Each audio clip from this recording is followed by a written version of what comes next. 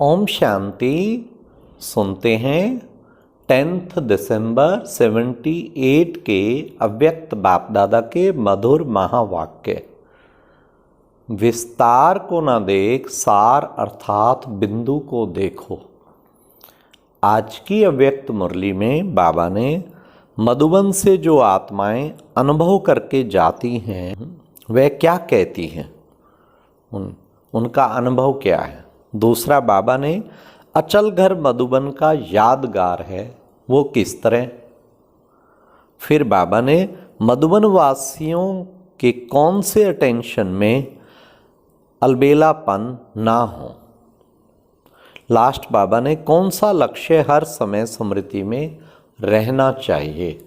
आज प्यारे बाप दादा ने मधुबन वासियों के लिए ये मुरली विशेष चलाई। वैसे तो हम सब भी मधुबन वासी हैं। बाबा ने कहा अपने स्थान को गेस्ट हाउस समझो, और असली तो हम सब मधुबन वासी हैं। तो सुनते हैं 10 दिसंबर 78 की मुरली। विस्तार को न देख, सार अर्थात बिंदु को देखो। मधुबन निवासी त्यागी तपस्वी बच्चों प्रति बाप दादा बोले।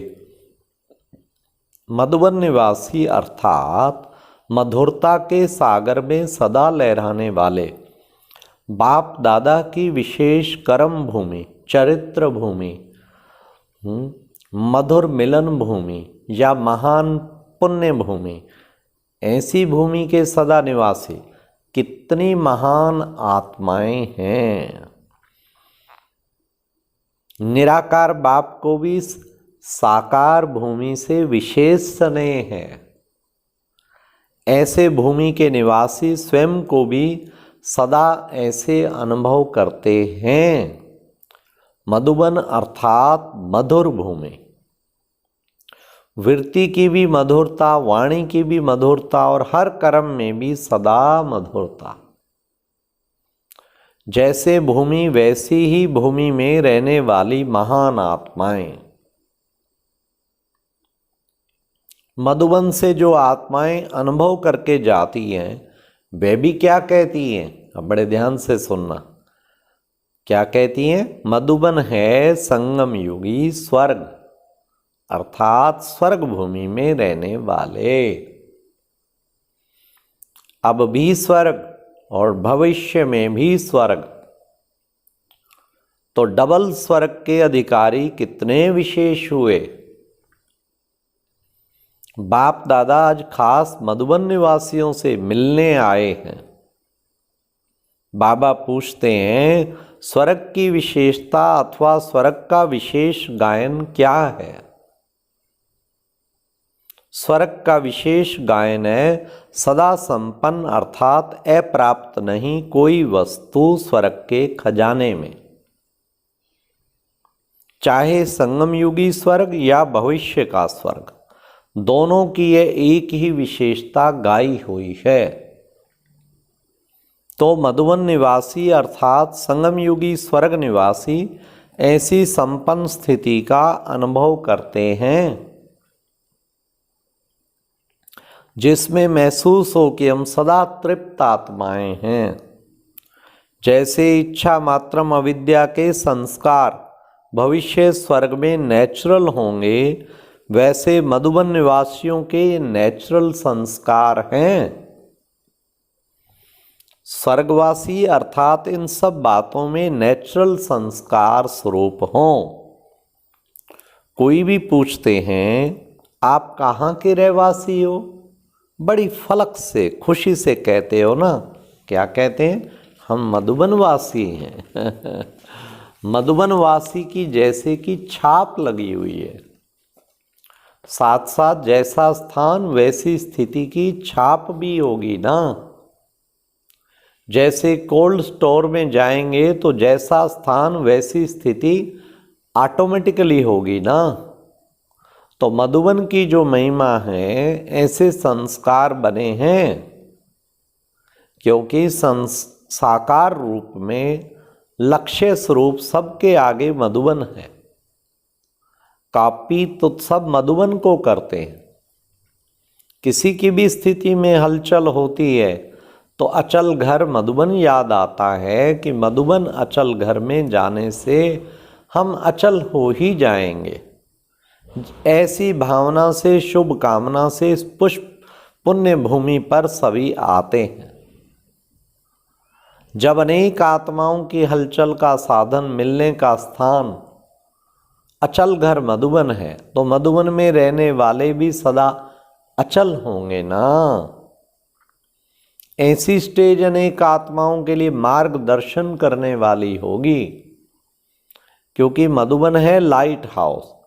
सर्व सेवा केंद्रों को सहयोग देने वाले मधुबन निवासी हैं। सदा संकल्प, वाणी अथवा कर्म से एक दो के सहयोगी हैं, तो साथियों के भी सहयोगी होंगे ना। सर्व बच्चों को 1 वर्ष मिला है रिजल्ट निकालने के लिए, तो 1 वर्ष में अब क्या परिवर्तन लाया है, जिसको दूसरे सुनने वाले स्वयं भी परिवर्तन हो जाएं। जैसे कई बार देखा होगा, कोई आत्माएं जब अपना सच्ची दिल से, उमंग से, बाप के स्नेह से अनुभव सुनाती हैं, तो अनुभव सुनते सुनते भी अनेक आत्माएं परिवर्तित हो जाती हैं। एक का परिवर्तन अनेक आत्माओं के परिवर्तन का साधन बन जाता है। तो ऐसा परिवर्तन हुआ है, तो अनेकों को एक एग्जाम्पल रूप में हो, 1 वर्ष में कोई वंडरफुल अनुभव हुआ हो। किसने हाई जंप दिया, किसने लिफ्ट की गिफ्ट ली। जैसे आजकल टीवी में चारों ओर एक स्थान का चित्र स्पष्ट दिखाई देता है, तो मधुबन भी टीवी स्टेशन है।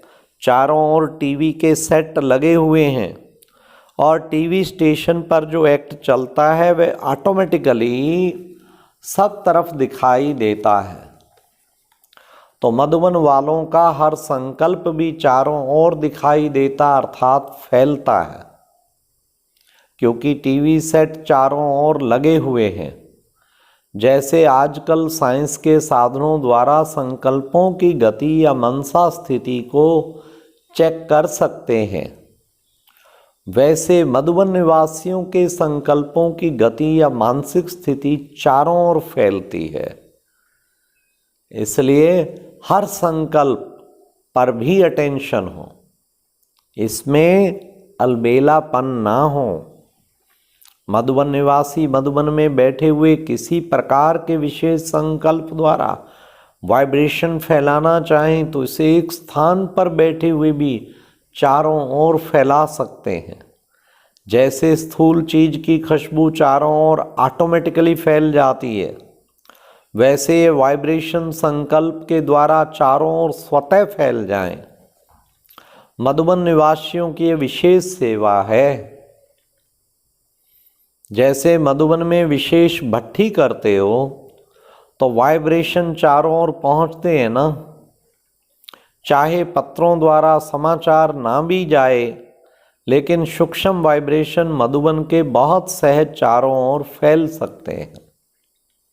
तो ऐसी सेवा भी करते हैं, या सिर्फ यज्ञ को संभालने की ही सेवा करते हैं। कारोबार है कर्म द्वारा, कर्मणा सेवा, लेकिन उसके साथ साथ मनसा सेवा की भी जिम्मेवारी है।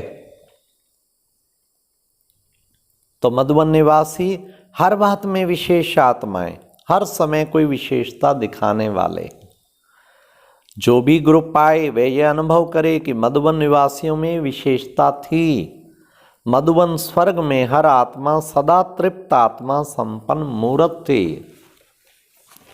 इसका आधार है कि सदा एक लक्ष्य हो कि हमें दाता का बच्चा बन सर्व आत्माओं को देना है, ना कि लेना है। ये करे तो मैं करूं, नहीं। हर एक दातापन की भावना रखे तो सब देने वाले अर्थात संपन्न आत्मा हो ही जाएंगे। संपन्न नहीं होंगे तो दे भी नहीं सकेंगे। तो जो संपन्न आत्मा होगी वह सदा तृप्त आत्मा जरूर होगी। मैं देने वाला दाता का बच्चा हूँ, देना ही लेना है, जितना देना उतना लेना ही है। प्रैक्टिकल में लेने वाला नहीं लेकिन देने वाला बनना है। दातापन की भावना सदा निर्विघ्न इच्छा मात्रम अविद्या की स्थिति का अनुभव कराती है। सदा एक लक्ष्य की तरफ ही नजर रहे और वह लक्ष्य है बिंदु। एक लक्ष्य अर्थात बिंदी की तरफ सदा देखने वाले, अन्य कोई भी बातों को देखते हुए भी ना देखें। जो भी हम कर्म करें पीछे लक्ष्य बिंदु। भाई बाबा का काम कर रहे हैं, कौन कर रहा है? मैं बिंदु कर रहा हूँ। किस लिए कर रहे हैं? बिंदुओं को लाभ पहुँचाने के लिए। तो बाबा ने कहा नज़र एक बिंदु की तरफ ही हो। जैसे यादगार रूप में भी दिखाया कि मछली के तरफ नज़र नहीं थी लेकिन आँख की भी बिंदु में थी। तो मछली है विस्तार और सार है बिंदु। तो विस्तार को नहीं देखा लेकिन सार अर्थात एक बिंदु को देखा। इसी प्रकार अगर कोई भी बातों में विस्तार को देखते तो विघ्नों में आते और सार अर्थात एक बिंदु रूप स्थिति बन जाती और फुल स्टॉप अर्थात बिंदु लग जाती। कर्म में भी फुल स्टॉप अर्थात बिंदु, स्मृति में भी बिंदु अर्थात बीज रूप स्टेज हो जाती। यह विशेष अभ्यास करना है। विस्तार को देखते भी ना देखें, सुनते हुए भी ना सुने, यह प्रैक्टिकल अभी से चाहिए। तब अंत के समय चारों ओर की हलचल की आवाज़ जो बड़ी दुखदाई होगी, दृश्य भी अति भयानक होंगे। अभी की बातें उसकी भेंट में तो कुछ भी नहीं है। अगर अभी से ही देखते हुए ना देखना, सुनते हुए न सुनना, यह अभ्यास नहीं होगा तो अंत में इस विकराल दृश्य को देखते एक घड़ी के पेपर में सदा के लिए फेल मार्क्स मिल जाएगी। इसलिए यह भी विशेष अभ्यास चाहिए। कर्म कर रहे हैं लेकिन एक ही समय पर। हाँ, बाबा ने कहा यह अभ्यास खास चाहिए। चलते फिरते कार्य करते फरिश्ता स्वरूप। तो ऐसा अभ्यास आप सबका हो। कर्मेंद्रियों द्वारा कर्म होता है ना, लेकिन मनसा शक्ति द्वारा वायुमंडल शक्तिशाली, स्नेह संपन्न, सर्व के सहयोग के वाइब्रेशन का फैला हुआ हो। जिस भी स्थान पर जाएं फरिश्ता स्वरूप दिखाई दे। कोई भी स्थूल कार्य, धोबी घाट या सफाई आदि का कार्य कर रहे हैं, भंडारे का कार्य कर रहे हैं, लेकिन स्थिति ऐसी महान हो, ऐसा भी समय प्रैक्टिकल में आएगा जो देखने वाले यही वर्णन करेंगे कि इतनी महान आत्माएं फरिश्ता रूप और कार्य क्या कर रही हैं। कार्य साधारण और स्थिति अति श्रेष्ठ। अच्छा, ओम शांति। ये थे आज के महावाक्य। कैसा भी कार्य करें फरिश्ता रूप और सदा अपने को मधुबन वासी समझ के चलें। और अब यह एक बहुत अच्छी वीडियो भी जरूर देखें।